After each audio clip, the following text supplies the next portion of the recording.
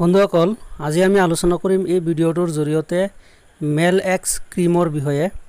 এই মেল এক্স ক্ৰীমটো কি ধৰণৰ সমস্যাত ব্যৱহাৰ কৰা হয়, কেনেকৈ ব্যৱহাৰ কৰিব লাগে আৰু ইয়াৰ কি সাইড ইফেক্ট দেখিবলৈ পোৱা যায়, সকলো কথা আজি আমি ডিটেইলছত আলোচনা কৰিম এই ভিডিঅ'টোৰ জৰিয়তে। তেনেহলে বলক আজি আমি ভিডিঅ'টো আৰম্ভ কৰোঁ। বন্ধুসকল, মেল এক্স ক্ৰীম এটা সম্পূৰ্ণ হোমিওপ্যাথিক মেডিচিন হয়। ইয়াৰ প্ৰাইস আপোনাৰ 140 পৰা 190 পোৱা যায় আৰু ওয়েজেল ফাৰ্মা কোম্পানী নামৰ কোম্পানীয়ে এই ক্ৰীমটো ম্যানুফ্যাকচাৰ কৰে। বন্ধুসকল, মেল এক্স ক্ৰীম আপোনাৰ মেলাজমা নামৰ বেমাৰত ব্যৱহাৰ কৰা হয়। স্কিনৰ এটা বেমাৰ হয় মেলাজমা। মেলাজমা মানে হৈছে আপোনাৰ মহিলাসকলৰ মুখত কলা কলা দাগ পৰে, কলা কলা দাগ হয়। পুৰুষৰ ক্ষেত্ৰতো হয়, পুৰুষৰ কম হয়, মহিলাসকলৰ বেছি হয়। তো তেনে কলা দাগ নাইকা কৰিবলৈ এই মেল এক্স ক্ৰীমটো ব্যৱহাৰ কৰা হয়। আৰু বহুতো ক্ৰীম আছে আপোনাৰ এলোপেথিক ক্ৰীম, যেনেকৈ আপোনাৰ মেলা কেয়াৰ আছে, মেলা ব্ৰাইট আছে, স্কিন শাইন আছে।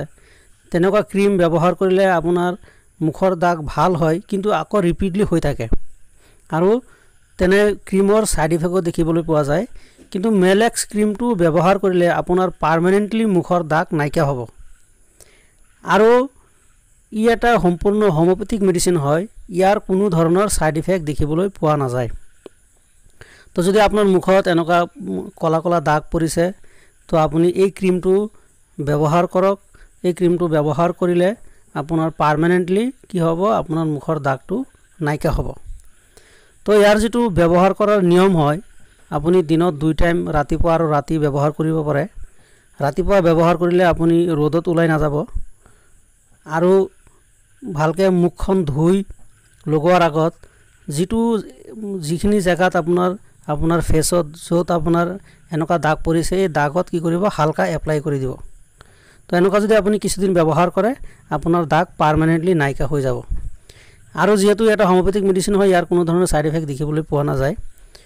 যদি কোনোবা আপোনাৰ প্ৰেগনেন্সি মহিলা আছে, ব্ৰেষ্ট ফিডিং মহিলা আছে, তেনে ক্ষেত্ৰত ডক্টৰৰ পৰামৰ্শ লৈহে লগাব। আৰু ইয়াৰ উপৰিও আপুনি এই মেল এক্স ক্ৰীমটো আমাৰ স্কিনত ৰেডনেছ হয় বা ৰ'দত ওলালে আমাৰ স্কিন কেতিয়াবা জ্বলি যায়, তেনে ক্ষেত্ৰতো আপুনি এই ক্ৰীমটো ব্যৱহাৰ কৰিব পাৰে।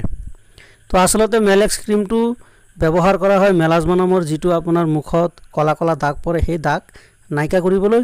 আৰু ই পাৰ্মানেন্টলি এই ক্ৰীমটো ব্যৱহাৰ কৰাৰ ফলত পাৰ্মানেন্টলি আপোনাৰ মুখৰ দাগ কি হ'ব, লাহে লাহে নাইকা হৈ যাব। তো আশা কৰিছোঁ আপোনালোকে ভিডিঅ'টো ভালকৈ বুজি পাইছে। যদি ভাল পায় ভিডিঅ'টো লাইক, শ্বেয়াৰ আৰু চেনেলটো ছাবস্ক্ৰাইব কৰি দিব। আজিলৈকে এইখিনি। জয় আই অসম।